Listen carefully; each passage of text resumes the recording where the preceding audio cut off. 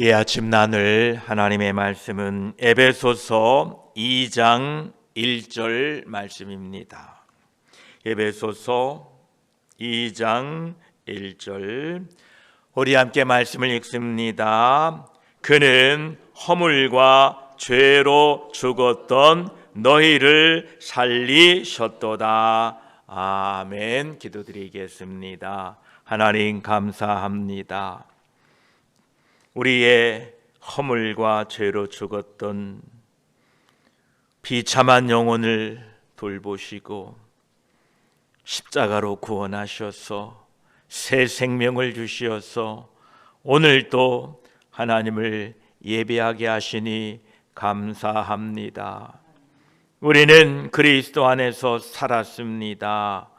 새로운 피조물이 되었습니다. 어제 것은 다 지나가고 오늘 하루 주셨으니 이 한날 믿음으로 살도록 저희들을 도와주시고 오늘도 하나님의 은혜 가운데에 하나님의 영광을 나타내며 살도록 저희들을 도와주시옵소서. 이 아침에 말씀을 나눌 때에 성령 하나님 우리 마음의 문을 열어주시고 빛을 비춰주시옵소서. 우리를 향한 그 크신 하나님의 사랑을 다시 한번 발견하는 이 시간 되게 하여 주시옵소서. 우리 구주 예수 그리스도의 이름으로 기도드립니다. 아멘. 오늘은 에베소서 2장 1절 말씀을 나눕니다. 그는 허물과 죄로 죽었던 너희를 살리셨도다 말씀하십니다. 에베소서 1장에서는 사도 바울은 삼위일체 하나님의 구원의 계획과 예수 그리스도의 우주적인 주권을 찬양했습니다.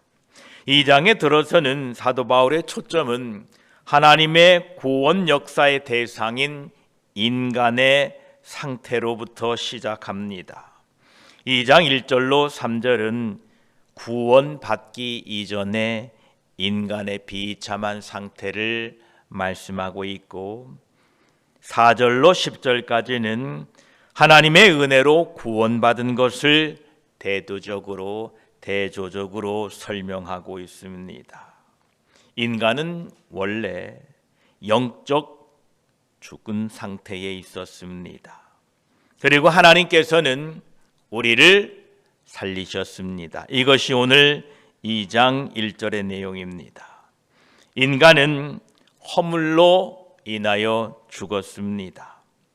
여기에 나오는 이 허물이다라는 단어는 옆으로 떨어지다, 미끄러지다, 넘어지다라는 의미의 동사입니다.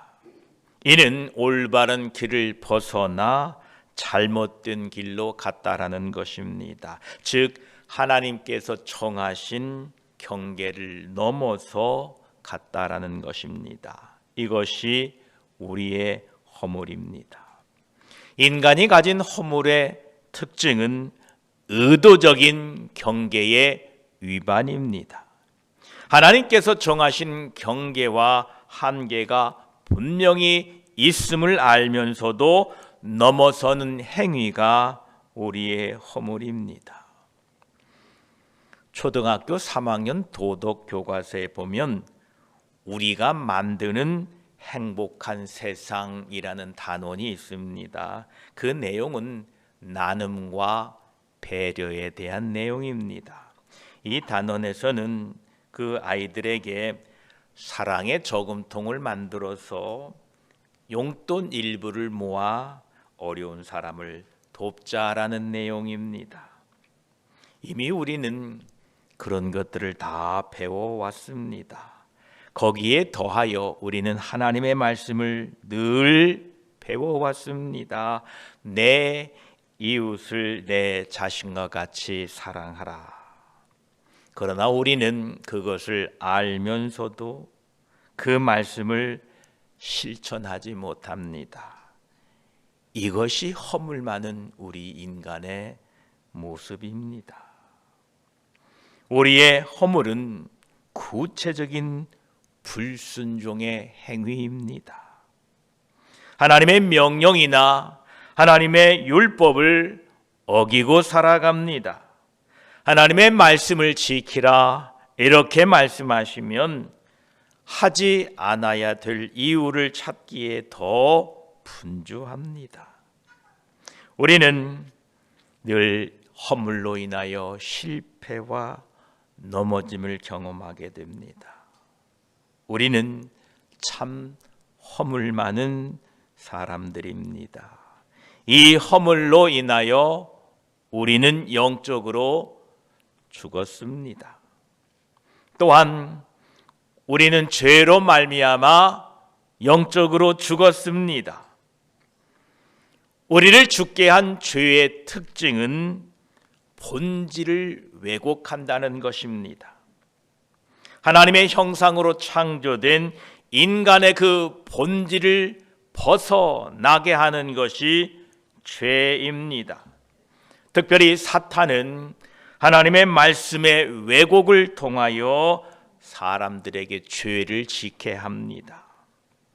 창세기 1장에 보게 되면 뱀은 여호와 하나님이 지으신 들짐승 중에 가장 간교하니라. 뱀이 여자에게 물어 이르되 하나님이 참으로 너희에게 동산 모든 나무의 열매를 먹지 말라 하시더냐라고 하나님의 말씀을 왜곡하여 들려줍니다.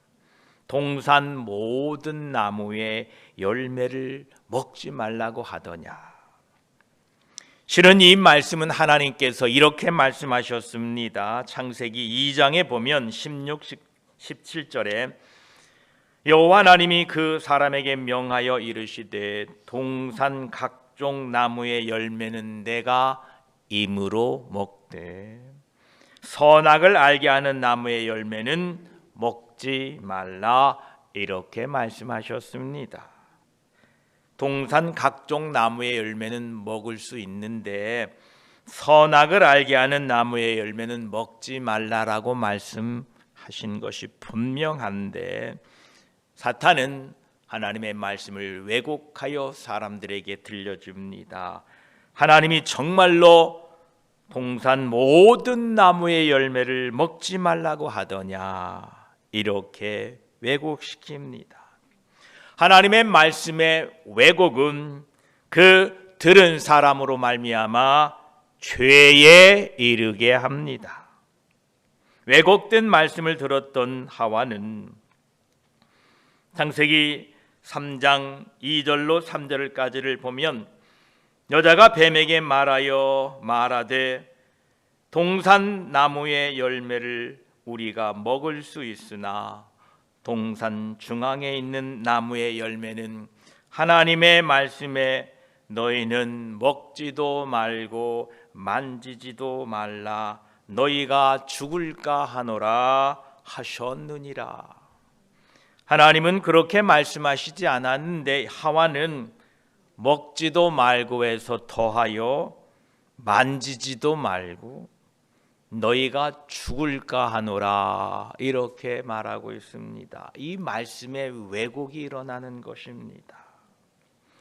야고보 3장 1절에서는 내 형제들아 너희는 선생된 우리가 더 큰 심판을 받는 줄 알고 선생이 많이 되지 말라라고 말씀하고 있습니다. 말씀의 왜곡, 그 말씀을 왜곡하여 가르치는 사람들에 대한 경고인 것입니다. 한국에도 스스로 선생이고 스스로 교주가 된 그들은 자신들이 대단한 것처럼 주장하여 말씀을 왜곡하여 가르치고 있습니다. 이것은 하나님의 심판이 큽니다. 통일교회 그 여자분은 하늘 어머니라고 가르치더라고요. 여러분, 말씀의 왜곡은 하나님의 무서운 심판이 있습니다. 이처럼 죄는 하나님의 말씀을 왜곡하여 우리로 죄로 빠지게 합니다. 또한 우리의 죄는 관계를 단절시켜 버리고 맙니다. 우리는 죄로 말미암아 하나님과의 관계가 단절되었습니다. 우리는 죄를 어쩔 수 없다라고 항변해 보지만 결국 그 죄는 하나님과의 관계가 멀어지게 합니다. 그래서 우리는 죄를 멀리해야 합니다. 죄는 우리의 외적인 상태일 뿐만 아니라 우리의 내적 성향과 태도에 문제가 발생하게 합니다. 바로 불순종입니다. 사람은 죄와 허물로 죽었습니다. 죽을까 하노라가 아니라 완전히 죽었습니다. 죽었다라는 이 표현은 존재하다라는 의미와 또한 죽은이라는 형용사가 합해진 단어입니다. 즉 죄는 존재 자체를 죽이는 것입니다. 이는 지속적인 상태를 나타내며 영적 죽음의 실제성을 우리에게 강조하고 있는 것입니다. 죄와 허물로 죽은 것은 영적인 죽음이요, 이 죽음으로 말미암아 인간의 모든 불행은 시작된 것입니다. 이 영적인 죽음의 특징은 바로 하나님으로부터의 분리입니다. 생명의 원천인 하나님과 분리되게 되었습니다. 단절되게 되었습니다. 하나님과 분리됨으로 말미암아 우리는 영적인 무감각에 이르게 되었습니다. 하나님에 대하여, 하나님의 것들에 대하여 반응할 수 없는 상태에 이른 것입니다. 하나님과 멀어지게 되자 인간은 도덕적으로 무능력하게 되었습니다. 무엇이 선인지 무엇이 악인지 분별할 수 있는 능력을 상실하고 말았습니다. 이러한 영적인 죽음이 무슨 문제일까 생각할 수 있겠습니다. 그냥 살아있고 호흡하고 숨쉬는데 영적으로 죽었다고 해서 과연 우리에게 무엇이 문제일까라고 질문할 수 있으나, 사람은 하나님의 형상으로 창조되었기 때문에 하나님의 형상이 파괴되는 것은 심각한 타락과 하나님의 심판에 이르게 된다는 것입니다. 이처럼 우리는 우리의 허물과 죄로 죽었습니다. 그런데 2장 1절 후반절에 이렇게 말씀하십니다. 너희를 살렸도다 라고 말씀하십니다. 여기에 이 살렸도다라는 말은 함께와 생명을 주다라는 합성어입니다. 함께 살렸다라는 뜻입니다.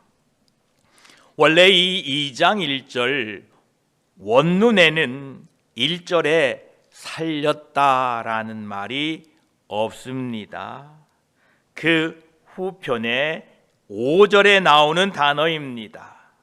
그런데 한글 번역에서는 이 1절의 문장을 명확하게 하기 위하여 미리 그 단어를 사용하고 있는 것입니다. 창세 전에 하나님의 기쁘신 뜻대로 예정하사 예수 그리스도 안에서 우리를 살리셨습니다. 이 살리셨다는 의미는 앞에서 말씀드린 것처럼 함께 생명을 주다라는 이 합성어를 통하여 그 특징은 바로 예수 그리스도와 함께, 예수 그리스도와 연합하여 예수 그리스도 안에서 우리를 살리셨다라는 것입니다. 하나님이 우리를 살리셨다라는 것은 우리에게 새 생명을 주셨다는 것입니다.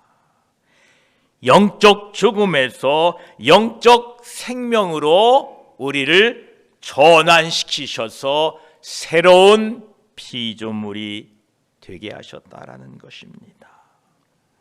또한 이것은 하나님의 주권적인 행위입니다. 하나님이 주체적으로 이 일을 행하셨다라는 것입니다. 그러합니다. 오늘 에베소서 2장 1절은 우리 인간은 전적으로 허물과 죄로 죽었다라고 말씀하고 계십니다. 이것은 전적 타락입니다. 우리 인간은 모든 지성, 감성, 의지가 죄의 영향을 받아서 하나님을 향하여 스스로 돌이킬 수 없는 비참한 상태에 이르렀던 것입니다. 우리 스스로 하나님께 돌아올 능력이 없는 전적인 타락의 상태였습니다. 그러합니다. 2장 1절에서도 그는 허물과 죄로 죽었던 너희를 살리셨도다 라고, 이 너희라는 단어를 통하여 모든 구원받은 성도들이 죽었는데 살렸다라는 의미입니다. 이것은 타락이 어느 일부분, 어느 특정한 사람에게 있었던 것이 아니라 모든 인간이 타락했었다라는 것입니다. 또한 이 죽음은 우리의 무능력을 분명하게 말씀하고 계십니다. 스스로 이 죽은 상태에서 벗어날 수 없습니다. 여러분, 죽은 사람이 어떻게 스스로 살아날 수 있겠습니까? 외부의 개입 없이는 죽은 사람은 결코 살아날 수가 없습니다. 우리의 이 영적 죽음의 실체를 다시 한번 정리합니다. 죽었다라는 이 표현은 단순히 은유적인 표현이 아니라 영적인 실체, 정말로 영적으로 죽었다라는 것입니다. 영적으로 죽게 되자 하나님과의 교제가 단절되고 말았습니다. 이미 창세기 2장 17절에 정령 죽으리라 이렇게 경고하셨는데, 아담의 범죄로 말미암아 그 이후에 모든 인간은 하나님과의 관계가 단절되고 말았습니다. 하나님과의 교제가 단절되자, 영적으로 죽게 되자 우리 사람들은 영적인 기능을 상실하고 말았습니다. 마치 육체적인 죽음이 신체의 모든 기능을 상실하듯이 영적인 죽음이 하나님을 알고 하나님을 사랑하고 하나님을 섬기는 이 모든 영적인 기능을 잃게 되었던 것입니다. 이 영적인 죽음은 또한 우리의 도덕적인 부패에 이르게 되었습니다. 육신의 생각은 하나님과 원수가 되나니 이는 하나님의 법에 굴복하지 아니할 뿐만 아니라 할 수도 없음이라 이렇게 말씀하고 계십니다. 우리의 영적인 죽음은 곧 우리의 육체적인 도덕적인 타락으로 이어지게 되었다라는 것입니다. 이처럼 우리는 우리의 허물과 죄로 죽었습니다. 그런데 하나님께서 우리를 살리셨습니다. 여기에서 살리셨다라는 동사는 구원이 전적으로 하나님의 주권적인 행위임을 강조하고 있습니다. 구원의 주체는 인간이 아니라 하나님이십니다. 앞에서 말씀드린 것처럼 죽은 사람은 스스로 살아날 수가 없습니다. 우리를 살리셨는데 함께 살리셨다라고 말씀 제가 드렸습니다. 예수 그리스도와 연합을 통하여 우리를 살리셨다라는 것입니다. 우리를 살리신 것은 완전한 변화입니다. 우리는 이것을 잊지 말아야 됩니다. 우리를 그 영적인 죽음에서 생명으로 전환한 것은 점진적인 개선이 아니라 근본적이고 완전한 변화입니다. 우리가 이 새로운 피조물이 되었다는 것을 그렇게 이해해야 됩니다. 나는 이미 새로운 피조물이 되었다. 로마서 6장 11절에도 이와 같이 너희도 너희 자신을 죄에 대하여는 죽은 자요 그리스도 예수 안에서 하나님께 대하여는 살아있는 자로 여길지어다 이렇게 말씀하십니다. 여러분은 이미 살아났습니다. 점진적으로가 아니라 이미 새로운 피조물로 거듭났습니다. 그러하기에 새로운 피조물로 하나님께 대하여는 살아있는 자로 여기시고 믿음으로 살아가시기를 축복합니다. 오늘 에베소서 2장 1절의 말씀을 통하여 우리의 구원은 전적으로 하나님의 은혜로 이루어진 것을 말씀하고 계십니다. 죽은 사람은 자신의 구원에 기여할 수, 보탤 수 없습니다. 에베소서 2장 후반부의 8절로 9절까지는 너희는 그 은혜에 의하여 믿음으로 말미암아 구원을 받았으니 이는 너희에게서 난 것이 아니요 하나님의 선물이라 행위에서 난 것이 아니니 이는 누구든지 자랑하지 못하게 함이라 라고 말씀하고 계십니다. 하나님은 오늘도 크신 은혜로 우리를 살리셨을 뿐만 아니라 오늘도 그 은혜로 우리와 함께 하고 계십니다. 하나님의 그 크신 은혜를 오늘도 발견하고 살아가시는 저와 여러분이 되시기를 축복합니다. 이제 다음 시간에는 우리의 허물과 죄에 대한 그리고 그 죄로 인하여 죽었던 상태와 결과를 조금 더 살펴보고자 합니다. 이 아침에 하나님의 말씀은 우리에게 이렇게 말씀합니다. 우리는 허물과 죄로 죽었다. 그런데 그런 우리를 하나님의 주권적인 은혜로 살리셨다라고 말씀하고 계십니다. 새로운 피조물이 되신 여러분, 오늘도 믿음으로 하나님에 대하여 산 사람으로 하루 살아가시기를 축복합니다. 기도드리겠습니다. 하나님 감사합니다. 우리의 허물과 죄로 우리는 죽었습니다. 죽을 수밖에 없는 존재가 아니라 이미 죽었습니다. 도저히 우리 스스로의 힘으로는 살 가망이 없는 완전한 타락, 완전한 전적 타락이었습니다. 우리의 감정과 지성과 의지로 우리는 그것으로 스스로 구원받을 수 없는 무능한 사람들이었습니다. 무력한 존재들이었습니다. 그런데 예수 그리스도 안에서 하나님의 기쁘신 뜻대로 예정하사 우리를 살려주시니 감사합니다. 우리는 살아났습니다. 앞으로 살아날 것이 아니라 이미 예수 그리스도를 믿음으로 말미암아 지금 살아있고 영원히 살 것입니다. 이 믿음을 가지고 오늘 또 살게 하여 주시옵소서. 하나님, 죄에 대하여는 죽은 자로 살라고 말씀하십니다.